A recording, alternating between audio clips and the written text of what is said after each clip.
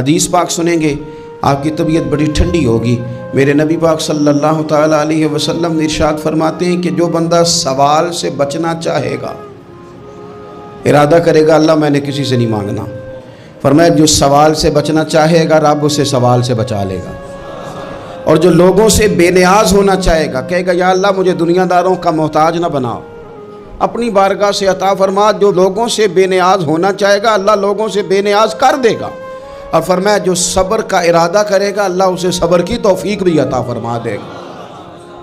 ارادہ تو کرے، پروگرام تو بنائے، توفیق تو اللہ دے گا۔ جو صبر کا ارادہ کرے گا اللہ صبر کی توفیق بھی عطا کر دے گا۔ اور حضور صلی اللہ تعالیٰ علیہ وسلم فرمانے لگے یاد رکھو کسی بندے کو جو بہترین تحفہ دیا گیا ہے نا، اگر کسی کو کوئی بہترین عطیہ ملا ہے تو پھر اللہ تعالیٰ نے اسے صبر عطا فرمایا ہے۔ یہ بہترین تحفہ ہے، اس سے زندگی سنور جاتی ہے، اس سے انسان باوقار اور مطمئن ہو جاتا ہے۔